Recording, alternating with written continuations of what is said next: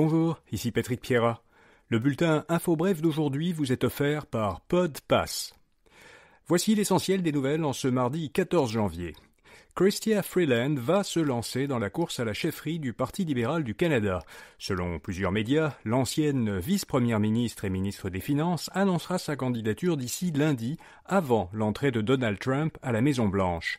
Une source proche de son équipe a dit à l'agence La Presse canadienne que Freeland compte proposer un plan pour répondre dollar pour dollar aux tarifs douaniers que Trump veut imposer sur les produits canadiens.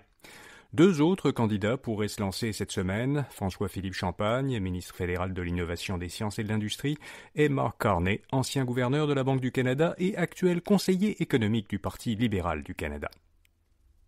Selon le Parti québécois, le Québec doit négocier directement avec l'administration Trump.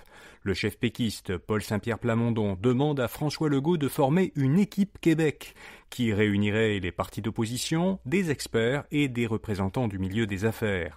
Il soutient que le gouvernement Legault doit entamer ses propres négociations avec le nouveau gouvernement américain, et ce, sans attendre de se rendre à Washington le 12 février prochain avec les premiers ministres provinciaux.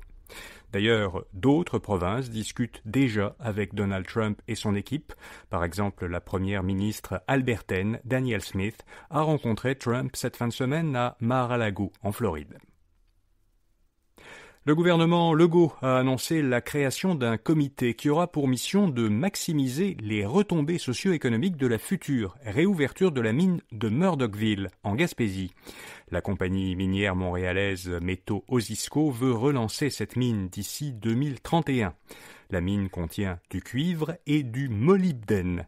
Le cuivre est un minerai jugé critique et stratégique pour l'électrification. Le molybdène est un sous-produit qui augmente la résistance de l'acier. Le projet est actuellement en phase d'exploration avancée. Métaux Osisko compte poursuivre ses études de faisabilité jusqu'en 2027. Les fonds du programme fédéral pour l'achat d'un véhicule zéro émission sont déjà épuisés. La ministre fédérale des Transports, Anita Anand, avait annoncé que le programme serait suspendu le 31 mars, ou plutôt si les fonds disponibles étaient utilisés avant. Je vous en parlais hier. Or, selon le guide de l'auto, le gouvernement fédéral a annoncé hier aux fabricants et concessionnaires que les fonds prévus avaient déjà été entièrement engagés. Ottawa leur a demandé de cesser dès maintenant d'offrir les incitatifs aux consommateurs. Un mot maintenant de notre commanditaire. Vous cherchez un moyen efficace de rejoindre une audience engagée? Avec PodPass, connectez votre marque au podcast qui s'adresse à votre clientèle cible. Chaque campagne est soigneusement conçue pour s'intégrer de façon naturelle dans le contenu en étant lue par des animateurs exactement comme moi en ce moment. Découvrez comment mener une campagne en réservant dès aujourd'hui une consultation gratuite avec l'équipe PodPass. Suivez le lien dans la description de cet épisode. Hydro-Québec devra compenser une communauté Innu. La Cour supérieure du Québec a statué qu'Hydro-Québec avait fait preuve de mauvaise foi institutionnelle lors de négociations avec une communauté Innu de la Côte-Nord, dans le cadre de la construction du complexe de La Romaine. Cette communauté poursuivait la société d'État depuis plusieurs années. Elle lui reproche de ne jamais avoir officialisé une entente de principe conclue en 2014 qui prévoyait des redevances et des compensations financières. Dans son jugement, la Cour supérieure condamne Hydro-Québec à verser 5 millions de dollars à la communauté et à négocier une nouvelle entente. Plus de la moitié des Québécois sont proches de l'insolvabilité. Selon un sondage Ipsos pour le cabinet d'insolvabilité MNP, en décembre, 53% des Québécois ont déclaré qu'ils étaient à 200 $ ou moins de ne plus être en mesure de payer leurs dettes et factures mensuelles. C'est une hausse de 13 points de pourcentage par rapport à un sondage similaire réalisé en septembre.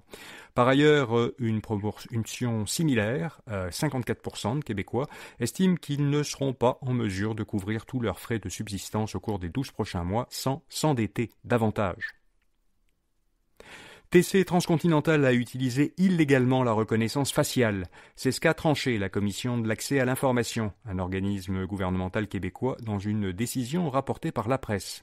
TC Transcontinental avait instauré en 2020, dans une usine de Beauceville, dans Chaudière-Appalaches, un système de reconnaissance faciale pour vérifier les déplacements dans l'usine.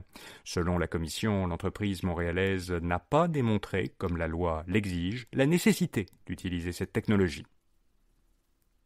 L'entreprise québécoise Embouteillage Canada déclare faillite. Embouteillage Canada, qui produit à Saguenay les condiments de la marque Canada Sauce, est endetté de presque 7 millions de dollars. L'entreprise connaît des difficultés financières depuis qu'un bris de machinerie l'a forcé en juin dernier à interrompre sa production pendant 5 mois. Elle soutient que ces difficultés ont été aggravées par un contexte économique et un environnement extrêmement concurrentiel. Et puis, Lenovo a dévoilé un ordinateur à écran déroulant. À première vue, le ThinkBook Plus Gen 6 est un ordinateur portable doté d'un écran horizontal de 14 pouces. Sa particularité, c'est que l'écran peut se dérouler pour s'agrandir jusqu'à devenir un écran vertical de 17 pouces. Ce produit s'adresse d'abord à certains travailleurs, comme les codeurs informatiques, qui doivent afficher de haut en bas plusieurs informations et plusieurs fenêtres de travail. L'ordinateur sera mis en vente d'ici l'été pour 3 500 $ américains, quand même. Vous pouvez voir à quoi il ressemble à infobref.com ou en cliquant dans un lien dans les notes de cet épisode. Voilà, vous savez l'essentiel. Bonne journée et à demain matin.